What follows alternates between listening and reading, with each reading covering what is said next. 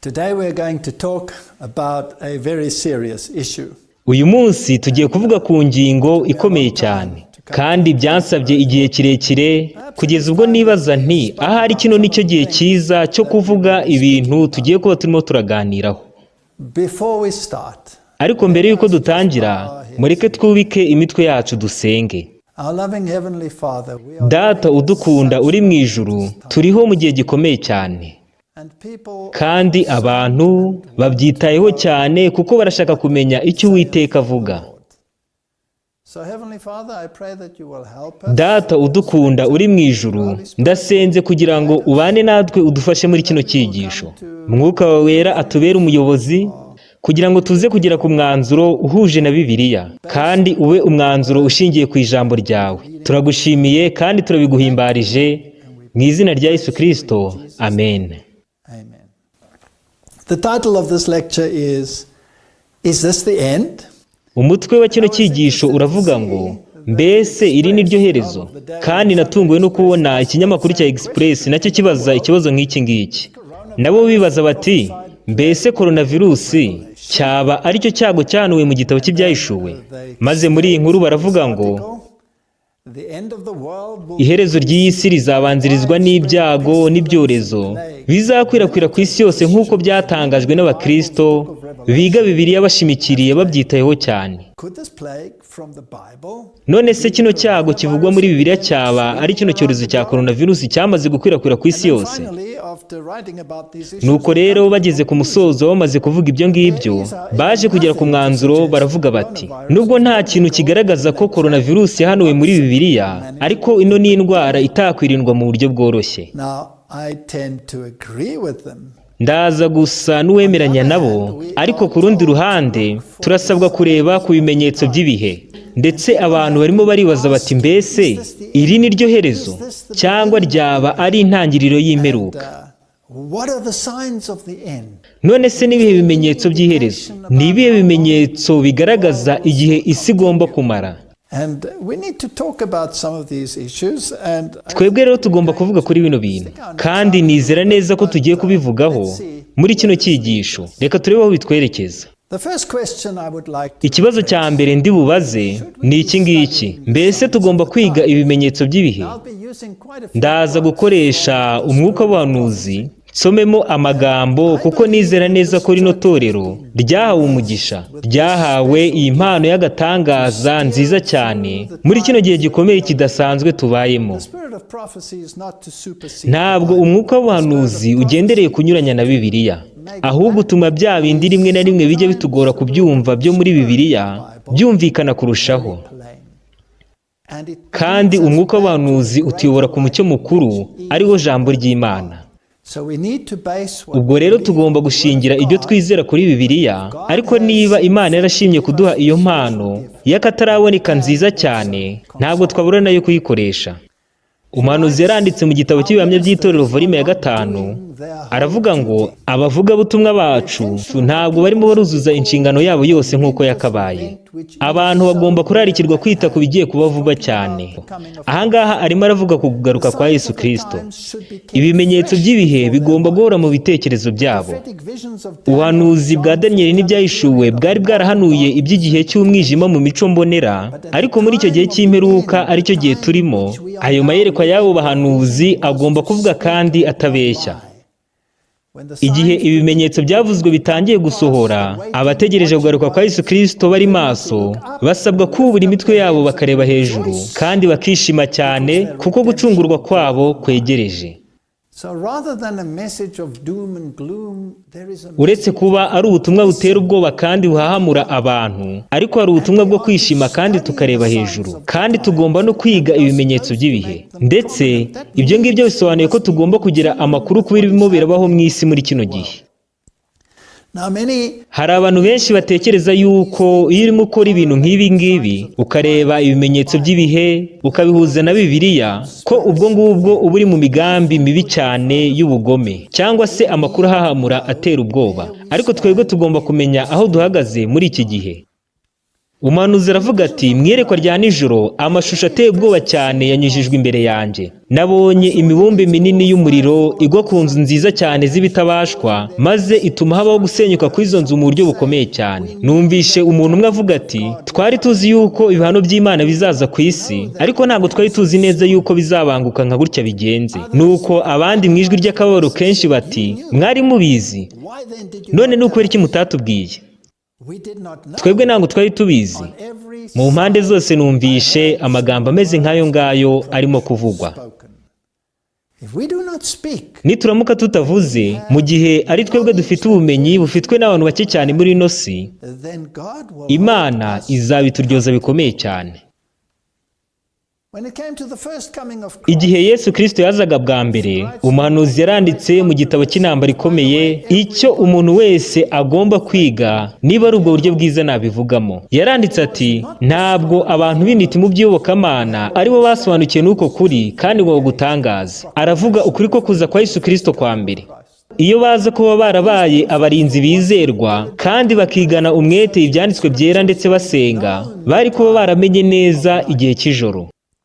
Ubuhanuzi buba bwarabasobanukiye neza kandi bakamenya ibigiye kuba, ariko ntibabaye muri uwo mwanya. Bityo ubwo butumwa buvugwa n'abantu bacishije bugufi cyane. Yesu Kristo yaravuze ati, nimugende mugifite umucyo butabiriraho mukiri mu nzira. Yohana 12:35.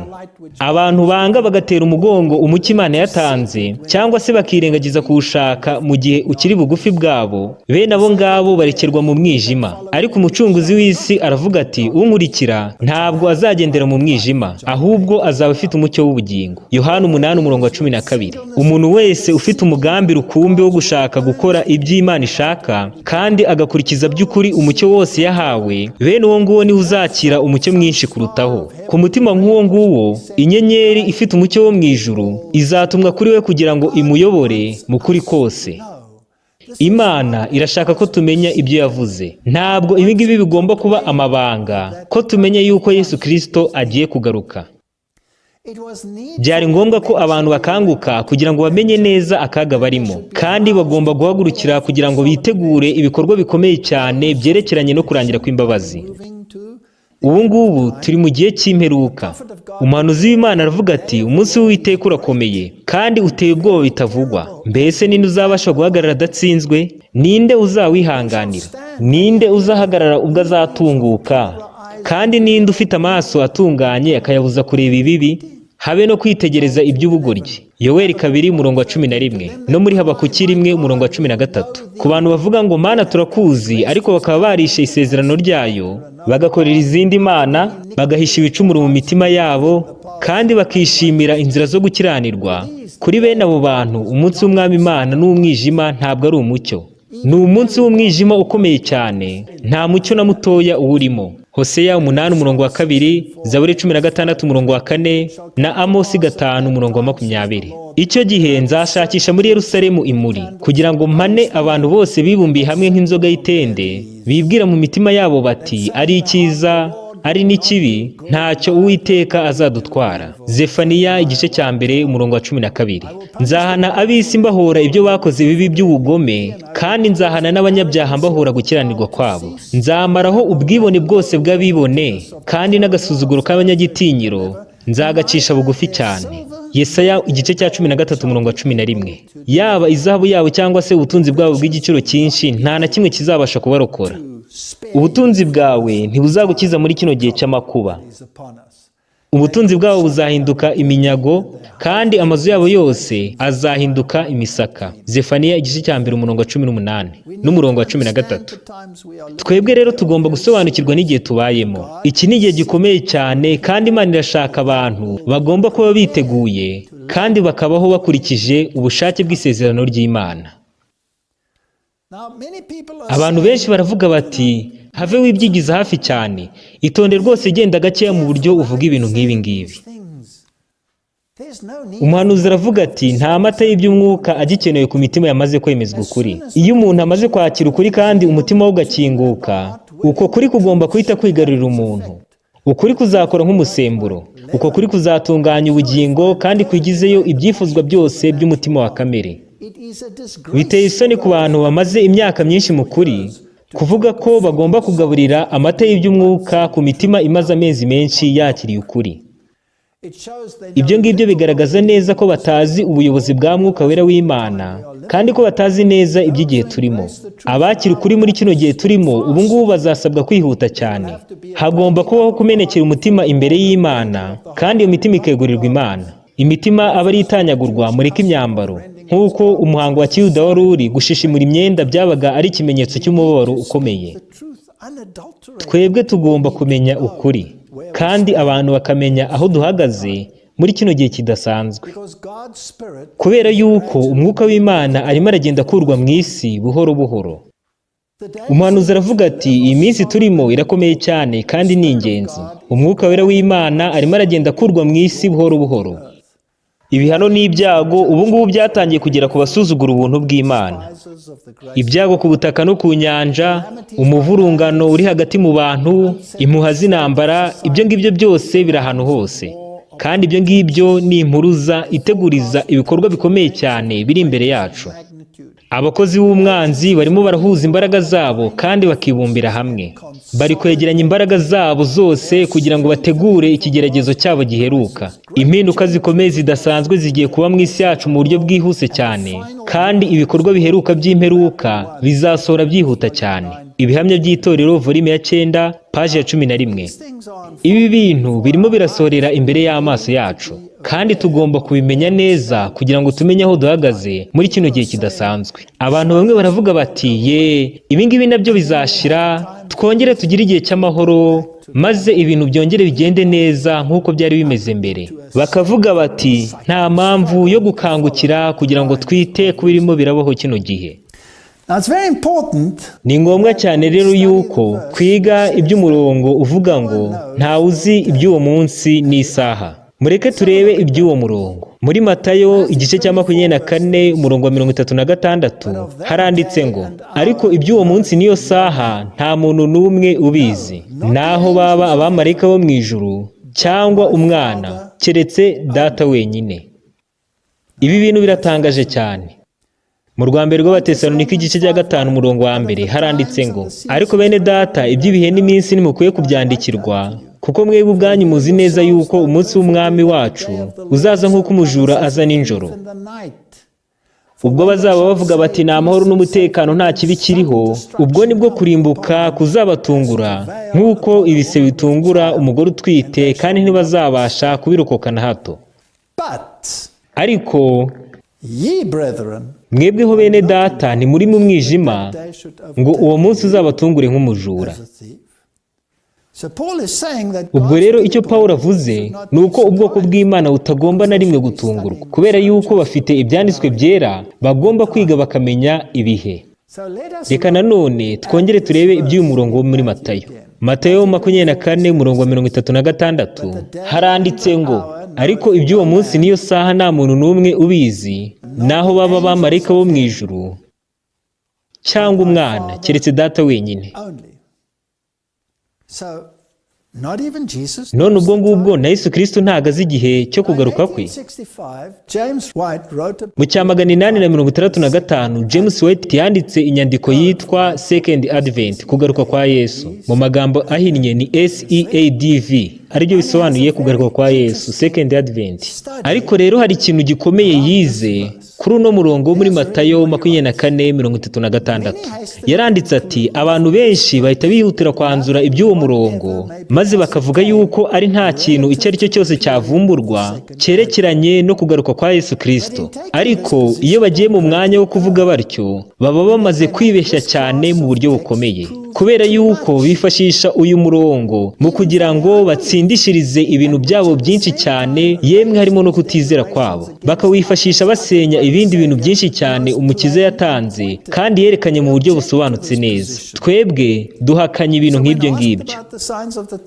Igihe Yesu Kristo yabazwaga iby'ibimenyetso by'ibihe, yatanze igisubizo kirambuye kandi cyumvikana neza, maze asobanurira abantu uko ibintu bizaba bimeze mu gihe cyo kugaruka kwe. None ubwo ngubwo ni gute twasobanura uyu murongo? mbese hari ikintu gishobora kwigwa gikuwe muri Bibiliya gifitanye isano no kugaruka kwa Yesu Kristo? Icyo ngicyo ni ikibazo kidashikamye mu bitekerezo bya benshi. Iki ngiki ni ikintu kigomba gusuzumwa cyitondewe cyane kandi kigasubizwa nk'uko kiri.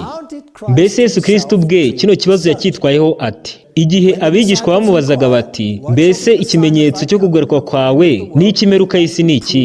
Yesu Kristo ntabwo yigeze abagayira yuko bashaka kwinjira mu bwiru bwahishwe abantu bose. Hoya. Ndetse turamutse dusubiye mu mateka, mu gihe habagaho kurimbuka gukomeye mu minsi yo kwa Nowa, mbese Nowa ntiyatangaje igihe? Akavuga iby'icyo gihe icyo ari cyo, akababwira ko ari imyaka 120. Na Yesu Kristo ntabwo yigeze agaya abigishwa be, ahubwo yabasubije mu buryo busobanutse neza bweruye, maze ababwira yuko hazabaho n'ibimenyetso byihariye byerekana icyo gikorwa. Aranababwira ati, nimubona ibyo byose bibaye, muzamenye ko ari hafi cyane ndetse ageze ku rugi. Kuba Yesu avuga ibimenyetso byo kugaruka kwe kwa kabiri ni igihamya cyiza cyane gisobanutse kigaragaza ko abantu be batagomba kuguma mu bujiji ku bijyanye no kwegereza kw'icyo gikorwa cyo kugaruka kwe. Iki gihamya kiniyongeraho itangazo rye bwite kivuga yuko ibi byose nibigaragara, abantu be bagomba kumenya neza yuko ari bugufi cyane ndetse ko ageze ku rugi, kandi ibyo ngibyo bikarushaho kugira imbaraga nyinshi cyane. Arakomeza ati, ariko iby'uwo munsi n'iyo saha nta muntu n'umwe ubizi, nubwo baba abamarayika bo mu ijuru cyangwa umwana, keretse Data wenyine. Niba uwo murongo uhamya yuko abantu batazagira icyo bamenya ku byerekeye kugaruka kwa Yesu Kristo, ubwo ngubwo bihamye yuko n'abamarayika ubwabo batazagira icyo bamenya ku by'uwo munsi, kandi na mwana nawe ubwo ntazagira icyo awumenyaho uwo munsi kugeza igihe icyo gikorwa ubwacyo kizabera. Uyu murongo uvuga ibirenze ibyo ngibyo, nanjye ndemeranya nawe, kubera yuko niba Yesu Kristo ari umwe na Se ndetse akaba ari Imana mu buryo bwuzuye, agomba kumenya uwo munsi. Reka turebe uko umwanditsi yakemuye kino kibazo. Yaragize ati, uyu murongo uvuga ibirenze ibyo ngibyo, bityo nta na kimwe uhamya muri ibyo ngibyo byavuzwe ruguru. Kristo azamenya igihe cye cyo kugaruka mu isi. Abamarayika bera bategerereza imbere y'intebe y'ubwami yo mu ijuru kugira ngo bakire ubutumwa bujyanye n'uruhare rwabo mu nshingano y'agakiza k'abantu, nabo bazamenya iby'uwo munsi. Kandi n'abantu b'Imana bategereza iby'uwo munsi bari maso, nabo bazabimenya rwose, bazabisobanukirwa. Mbese ibi ngibi ni ukwinjira mu bwiru bw'Imana? Nimureke dukomeze. Mu ngeri y'Icyongereza ya kera ya Bibiliya, uyu murongo uravuga ngo, ariko iby'uwo munsi n'iyo saha nta muntu n'umwe uwumenyekanisha, uwutangaza, naho baba abamarayika bo mu ijuru cyangwa umwana, keretse Data wenyine. Ubu ni bwo busobanuro bw'ukuri dukurikije ibihamya byinshi bitandukanye. Ijambo kumenya ryakoreshejwe hariya havuga ngo ntawuzi, rinakoreshwa na Pawulo mu buryo bumwe n'ubwo ngubwo mu rwa mbere rw'Abakorinto igice cya 2 umurongo wa 2, aho yavuze ati, kuko nagambiriye kutagira ikindi menya muri mwe, aribyo bivuze ngo kutagira ikindi mbatangariza, keretse Yesu Kristo ari we wabambwe. Abantu ntibazatangaza iby'uwo munsi n'isaha, abamarayika bo mu ijuru ntibazatangaza iby'uwo munsi n'iyo saha, ndetse na mwana ntazabikora, ahubwo Data wo mu ijuru niwe uzatangaza iby'uwo munsi. Mu nyandiko z'ibanze hari iyerekwa rya Helena White, aho yavuze ngo ubwoko bw'Imana bureba hejuru, maze Data wo mu ijuru atangaza mu cyubahiro cyinshi, avuga iby'umunsi n'isaha byo kugaruka kwa Yesu Kristo. Ni nabwo busobanuro nyakuri bw'uriya murongo. Rero ntabwo dutangaza iby'uwo munsi cyangwa igihe. Ibyo kandi nibyo byumvikana neza, kubera yuko none se ni gute uri Imana mu buryo bwuzuye, Yesu Kristo udafite itangiriro n'iherezo, yaba atazi isaha yo kugaruka kwe? Ubu rero tugiye kugera ku rubuga ruteye ikibazo gikomeye cyane. Ariko niba Bibiliya ariyo tugira umuyobozi wacu, mbese hari ikintu dushobora kumenyera muri ibi ngibi? Ahangaha tuhafite ihame ridasanzwe ry'icyumweru cy'isanzure. Mu yandi magambo, aho dufite iminsi 6, umunsi umwe ungana n'imyaka 1000, bikahita biba imyaka 6000, maze ukongeraho indi myaka 1000 y'ikinyagihumbi. Iri ni ihame ryagiye ribaho mu bihe byinshi bitandukanye. Kandi dusoma mu gitabo cya Zaburi n'icya Petero aya magambo akurikira. Zaburi ya 90:4 haranditse ngo, kuko imyaka 1000 mu maso yawe bimeze nk'umunsi w'ejo wahise, kandi bikaba bimeze nk'igicuku cya nijoro. Rwa kabiri rwa Petero 3:8 naho haranditse ngo, ariko bakundwa, iri jambo rimwe ntirikabasobe, yuko ku Mwami Imana umunsi umwe ari nk'imyaka 1000, n'imyaka 1000 ikaba ari nk'umunsi umwe.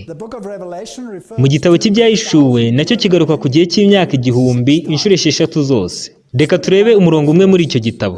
Ibyahishuwe igice cya 20:4 haranditse ngo, nuko mbona intebe z'ubwami, mbona bazicaraho, bahabwa guca imanza, kandi mbona imyuka y'abaciwe ibihanga bahorwa guhamya kwa Yesu n'ijambo ry'Imana, aribo bataramije ya nyamaswa haba n'igishushanyo cyayo, kandi batashyizweho ikimenyetso cyayo haba mu ruhanga rwabo cyangwa mu kiganza. Nuko barazuka maze bimana na Kristo imyaka 1000. Ubwo rero hari n'iyindi mirongo 6 ivuga ku by'iki gihe cy'imyaka 1000, inagaragaza neza ko Satani azabohwa imyaka 1000. Iyi rero ni inyigisho yatangiye kwigishwa n'itorero ry'abategereje kugaruka kwa Yesu Kristo, ariko iza kurekwa n'abakurikiyeho bo muri ryo. None ikibazo cyanjye ni iki ngiki: mbese hari icyo umwuka w'ubuhanuzi uvuga ku ngingo nk'iyi ngiyi? Mu yandi magambo, nzi ko hari abandi bagiye babivugaho, ariko se hari icyo umwuka w'ubuhanuzi wo ubivugaho? Kandi ibi ngibi ntabwo ari ugushyiraho amatariki. Ntabwo njyewe ndimo ndashyiraho amatariki, ahubwo ndimo ndibaza ngo ni iki umwuka w'ubuhanuzi uvuga. Ntabwo ndi gushaka gushyiraho iby'uwo munsi cyangwa isaha, nta nubwo ibyo ngibyo binshishikaje cyane. Wenda ngo mbe nsobanura ibihe by'ubuhanuzi bijyanye n'amatariki n'amasaha ibintu bizaberaho, kubera yuko ntari bufate iby'igihe cyo muri Daniyeli n'ibyahishuwe ngo nze mbihuze na kino gihe turimo. Iyo ngiyo ni inyigisho ya futurism yo gufata amateka y'ibyabaye ukayashyira mu bihe bizaza, kandi iyo nyigisho ntabwo yemewe na Bibiriya. Ntabwo rero ariko ndibuze kubigenza. Reka turebe neza maze tumenye icyo umwuka w'ubuhanuzi uvuga. Kandi mureke nsubiremo kino kintu. Ntabwo ndimo ndashyiraho itariki, ahubwo ndimo ndiga umwuka w'ubuhanuzi, kubera yuko nshaka kumenya icyo umuhanuzi yavuze. Ntabwo nshaka kumva icyo umuhanga mu by'iyobokamana atekereza ko ari cyo umuhanuzi yatekerezaga. Nta nubwo nshaka kumva ubusobanuro buvuga icyateye umuhanuzi kuvuga ibyo yavuze, ahubwo ndashaka kumenya icyo umuhanuzi ubwe yavuze. Noneho mureke tubaze kino kibazo. Dukurikije umwuka w'ubuhanuzi, mbese icyaha kizabaho kiganje mu isi kugeza ryari? Ahangaha hari amagambo atangaje agaragaza ko nyuma y'imyaka 6,000 y'icyaha, isi yahise igirwa nshya. Mu gitabo cya Adventist Home, urugo rwa Gikristo, paji ya 539 haranditse ngo, umugambi ukomeye w'agakiza urarangira mu buryo bwuzuye, maze bituma isi yongera kunezeza Imana mu buryo bwuzuye. Ibyari byaratakaye byose ku bw'icyaha birongera biragaruka. Ntabwo ari umuntu gusa wacunguwe, ahubwo n'isi ubwayo yahise ihinduka ubuturo bwera bw'iteka ryose bwo kumvira. Mu gihe cy'imyaka 6,000, Satani yakomeje kurwana bikomeye kugira ngo ino si ikomeze kubiye. Ariko noneho umugambi w'Imana yari ifite igihe isi yari kiremwa bwa mbere, noneho urujujwe. Abera bisumba byose bazaragwa ubwami bw'Imana, maze bube ubwabo iteka ryose, kandi buzahinduka ubwabo iteka n'iteka. Ndashaka kuza kugaruka kuri uno murongo ndimo nsoza, ariko icyo turimo turaganiraho tubona hano neza ni uko umuhanuzi yagaragaje ahamya ko mu gihe cy'imyaka 6,000 Satani yakomeje kurwana bikomeye kugira ngo ino si ikomeze kuba iye. Ayo ni amagambo yumvikana kandi asobanutse neza. None ikibazo cyanjye ni iki ngiki: mbese turamutse dukurikije umwuka w'ubuhanuzi twaba duhagaze hehe? Turamutse dukurikije umwuka w'ubuhanuzi, ni ryari iyi myaka 6,000 izaba irangiye kuva umuntu yacumura?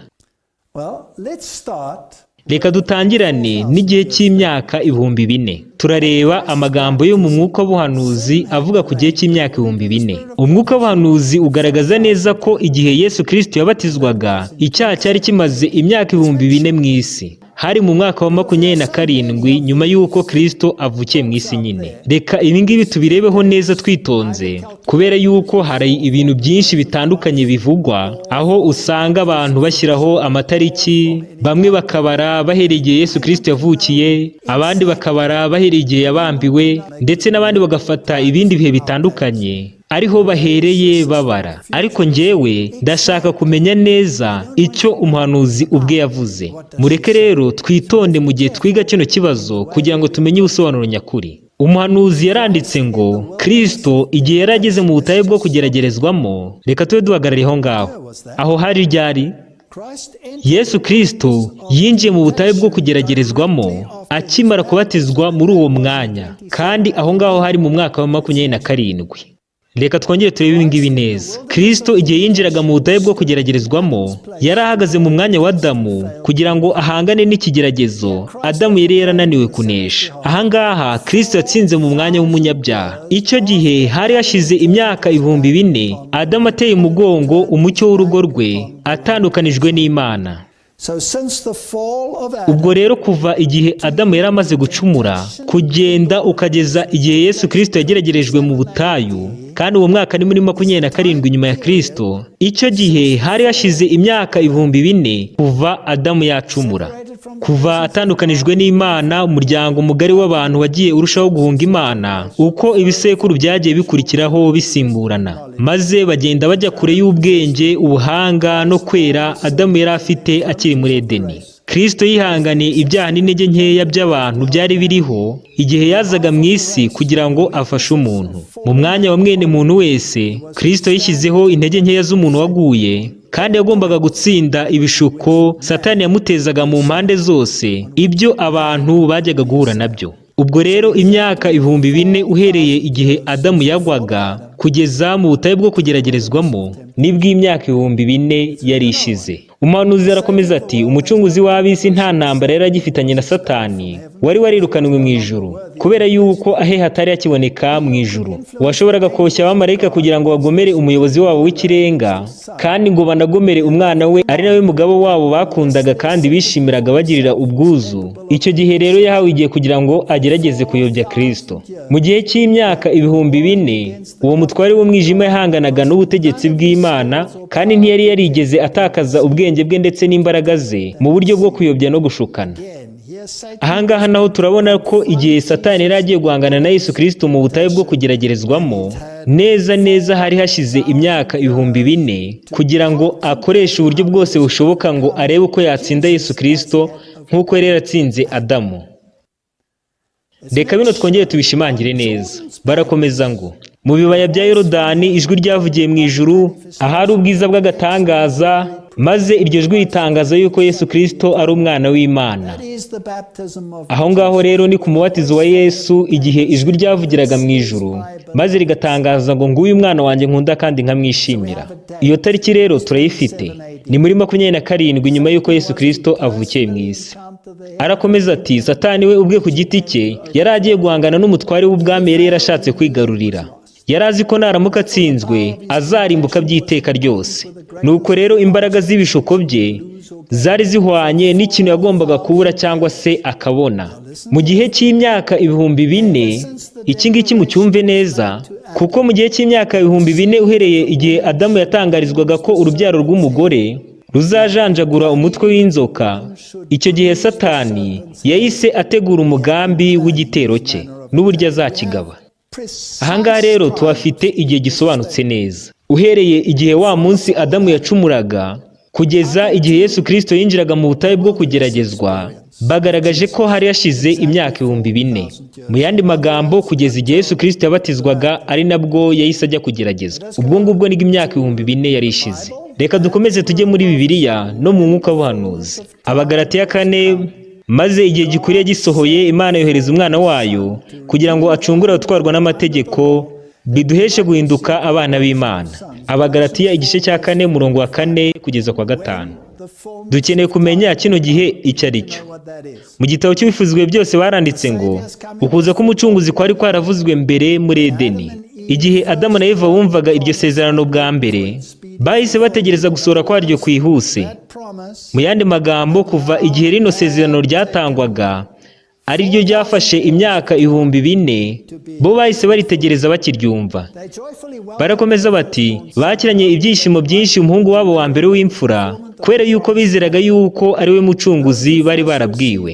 Ariko gusohora kw'iryo sezerano kwaratinze. Abo ngabo baryumvise bwa mbere bapfuye batabonye gusohora kwaryo. Uhereye mu gihe cya Enoki, iryo sezerano ryahoraga risubirwamo n'abakurambere n'abahanuzi. Bakaguma bafite ibyiringiro bidakuka by'uko azaboneka, ariko ntiyaje muri icyo gihe. Ubuhanuzi bwa Daniyeli bwari bwaravuze igihe cyo kuza kwe kwa mbere. Ubwo rero ubuhanuzi bwa Daniyeli bwari bwarahishuye igihe cye cyo kuza kwa mbere, uturutse kuri wa munsi igihe isezerano ryatangwaga. Isezerano ryavugaga ko azamenagura umutwe w'inzoka.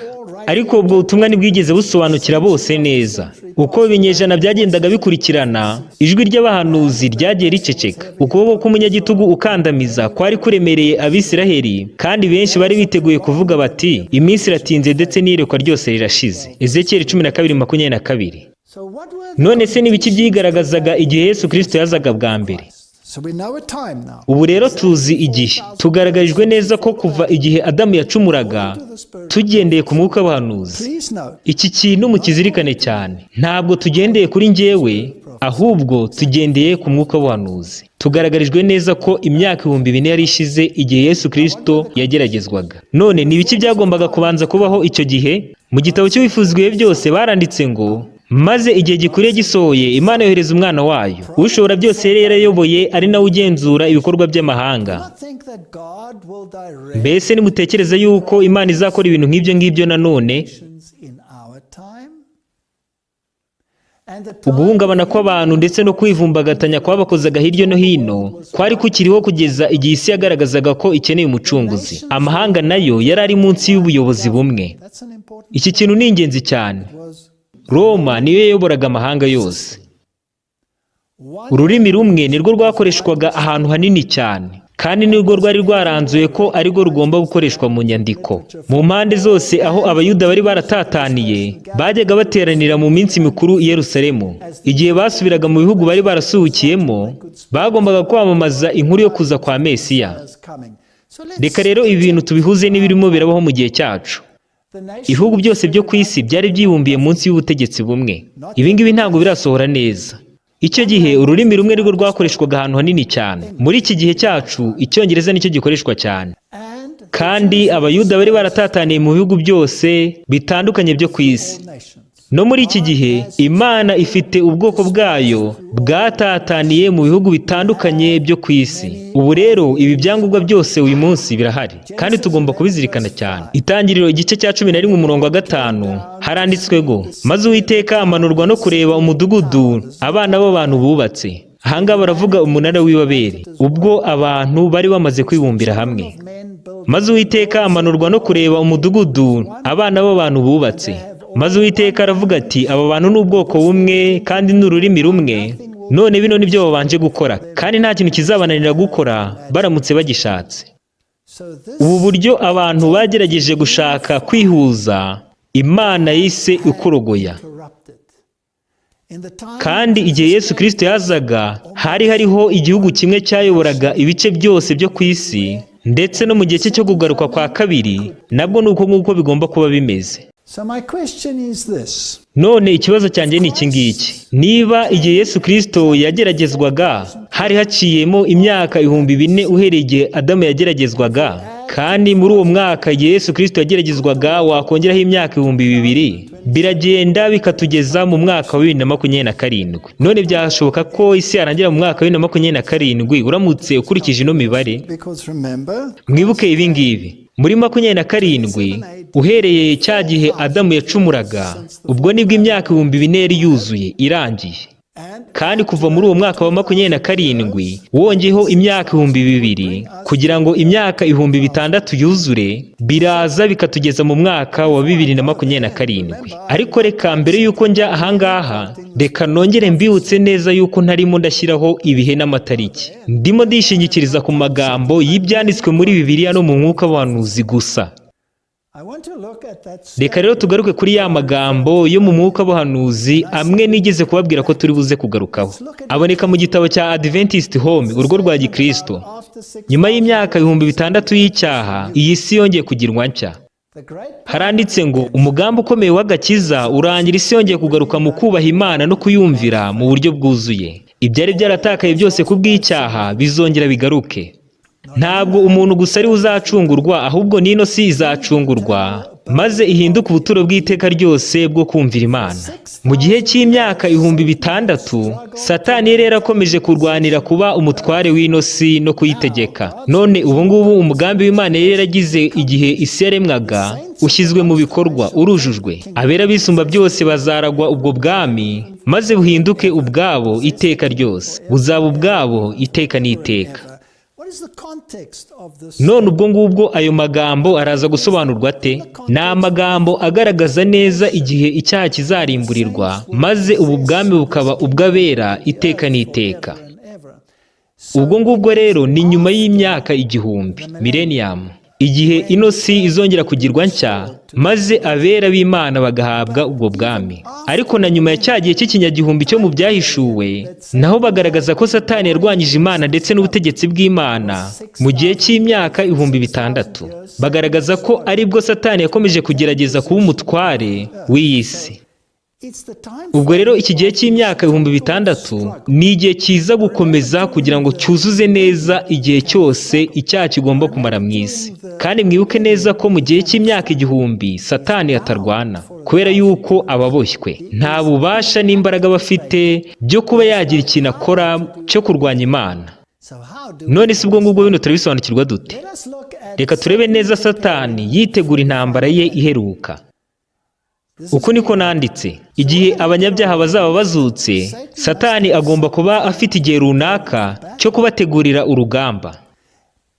Niba mu mwaka wa 2027 ari iherezo ry'igihe cy'imyaka 6000 yo kurwanya Imana kwa Satani, ubwo ngubwo ibyo byatuma hakurwaho igihe kizaba gikenewe kugira ngo yitegure urugamba igihe abanyabyaha bazaba bamaze kuzuka. Mbese byashoboka ko, ndimo ndabaza ikibazo hano, mbese byashoboka ko igihe runaka cyakorwa ku myaka 6000 mbere y'umwaka wa 2027 kugira ngo Satani abone uko yitegura igihe cy'urugamba rwe ruheruka ubwo abanyabyaha bazaba bazutse? Niba ari uko nguko bimeze, ubwo Kristo agomba kugaruka mu gihe runaka mbere y'umwaka wa 2027 kugira ngo ibyo bintu bibe.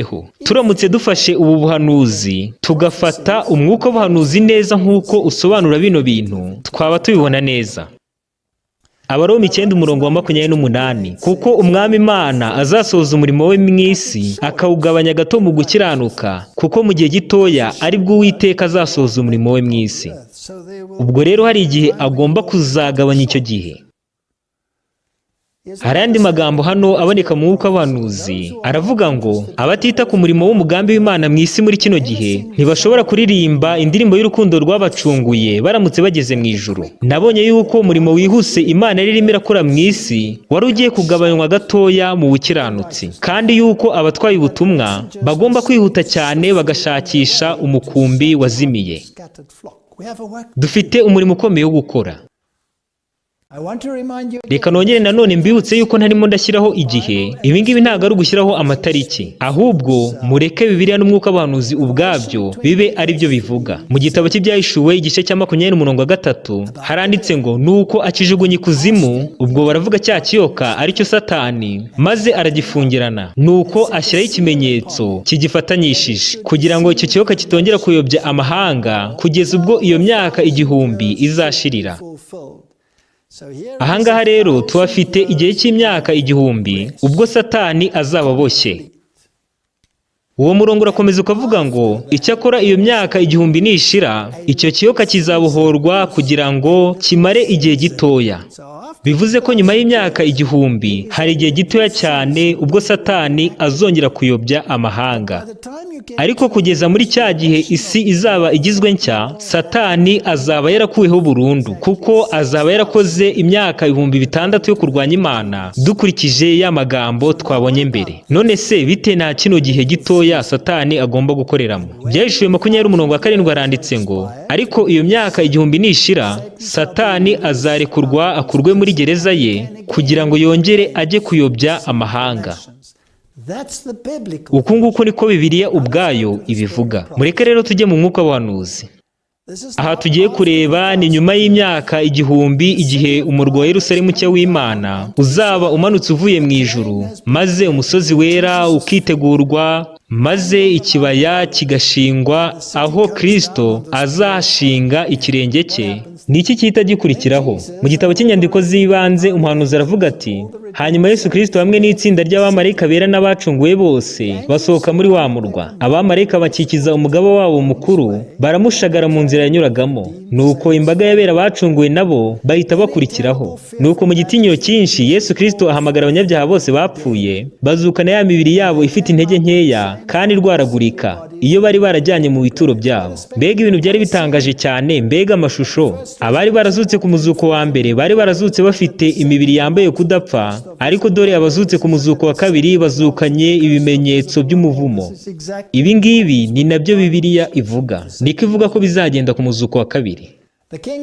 Nuko abami n'abakomeye bo ku isi, abari barize n'abatarize, bose bazamukira icyarimwe. Bose bitegereza umwana w'umuntu, kandi babandi bose bamusuzuguye bakanamukwena, bamwe batamirije ikamba ry'amahwa mu ruhanga rwe rwera, na babandi bamukubise urubingo bose bamubona ari mu gitinyiro cye gikomeye cya cyami. Abari baramuciriye amacandwe igihe yacirwaga urubanza, none ubu ngubu bari barahunze ijisho rye, ryari rikomeye cyane rityaye, ndetse n'icyubahiro cyo mu maso ye. Abamuteye imisumari mu biganza no mu birenge bye, noneho ubu ngubu bamwitegereje afite inkovu zitewe no kumubamba. Abamuteye icumu mu rubavu nabo bitegereje inkovu zaturutse ku bugome bukomeye bagiriye umubiri we. Nuko bahita bamenya neza ko ari wa wundi babambye bakanamukwena igihe yasambaga. Maze ubwo ngubwo humvikana umuborogo utewe n'umubabaro ukomeye, ubwo bahungaga kugira ngo bajye kwihisha umwami w'abami, ari nawe mutware utwara abatware. Nuko bose bashaka ibitari byo kwihishamo, kugira ngo bikingire icyubahiro gihebuje cy'ikuzo ryo bari barasuzuguye. Maze bahinduwe ubusa kandi bababajwe n'igitinyiro cye gikomeye, ndetse n'ubwiza bwe budasanzwe, bahita baterera hejuru icyarimwe baravuga bati, hahirwa uje mu izina ry'Uwiteka. Mbese niki cyita gikurikiraho? Yesu Kristo n'abamarayika bera bose bakikijwe n'abacunguwe bose basubira mu murwa.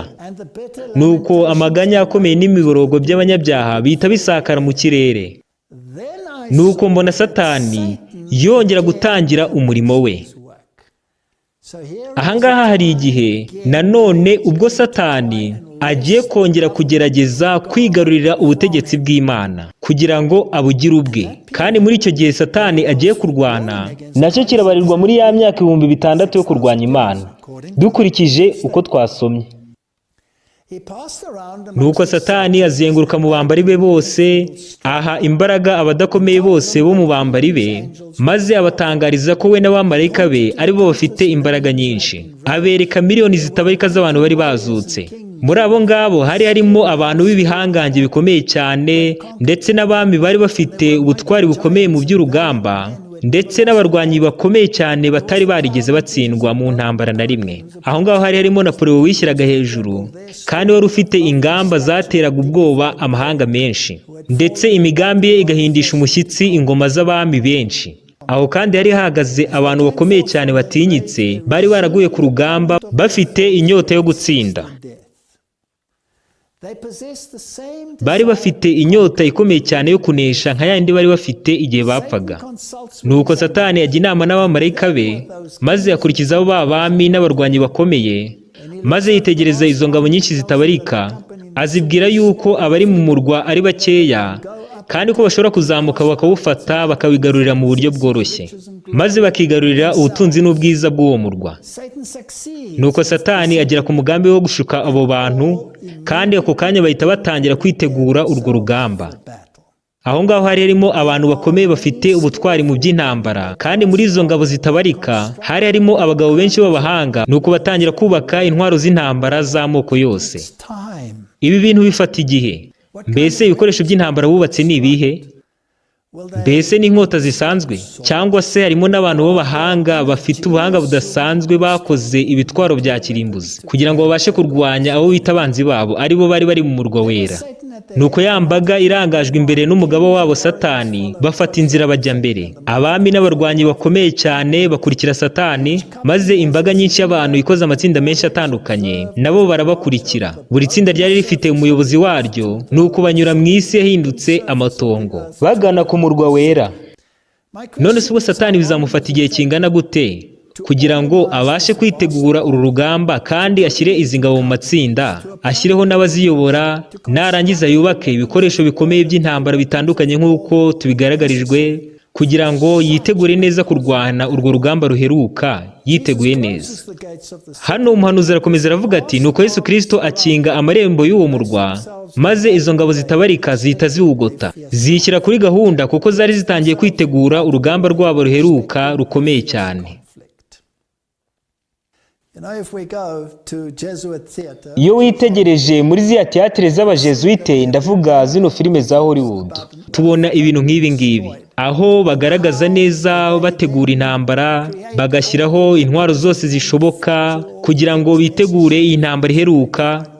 Nuko muri izo filime buri gihe bagaragaza neza ko aribo batsinze, ariko icyo Bibiriya ivuga neza ni uko batsindwa. Bibiriya ihita igaragaza neza ko umuriro waje ukabatwika ukabamaraho.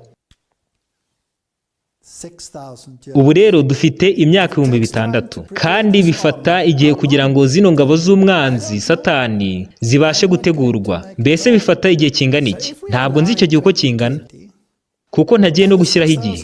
Niba ubu ngubu turi muri uno mwaka, kandi tukaba tubona neza ko imyaka 6,000 igomba kurangira mu mwaka wa 2027, turamutse dukurikije ingengabihe ikomeza nk'uko igaragara mu mwuka w'ubuhanuzi, kandi hakaba hari igihe kigomba kuzagabanwaho gatoya kugira ngo cyongerwe kuri cya gihe cy'imyaka 6,000, ubwo Satani azaba ategura ingabo ze kugira ngo yitegure kurwanya Imana. None se ubwo ngubwo n'igihe kingana iki kizagabanywa ku myaka 6,000? Ntabwo njyewe nkizi.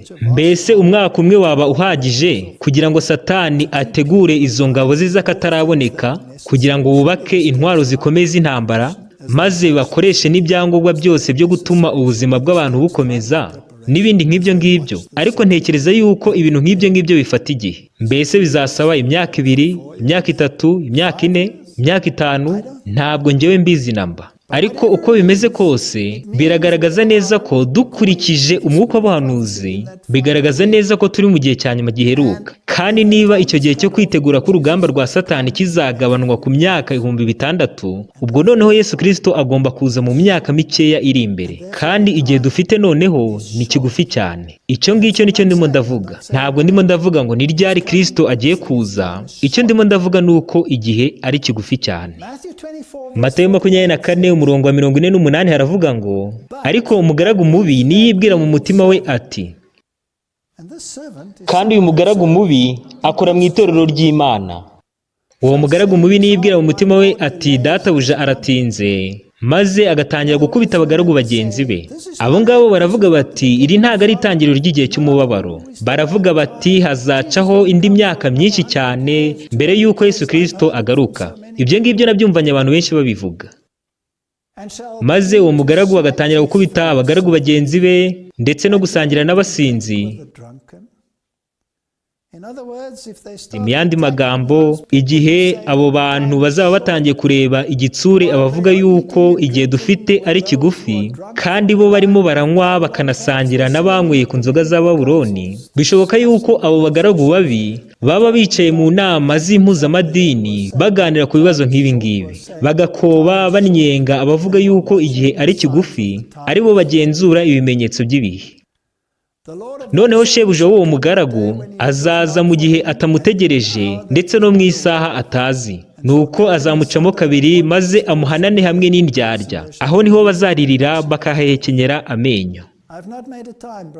Bene data namwe bashiki banje, ntabwo nigeze nshyiraho ibihe. Icyo nari ndimo ndavuga ni icyo umwuka w'abahanuzi uvuga. Kandi niba twizera neza ko bino bintu byahumetswe n'Imana, bikaba bitaraturutse mu bubasha n'ubushake bw'umuntu uwo ari we wese, ubwo rero twaba dufite igihe kigufi cyane. Twaba dusigaranye igihe kigufi rwose. Mbese byashoboka ko Imana yongeraho igihe? Mbese yakigabanyaho?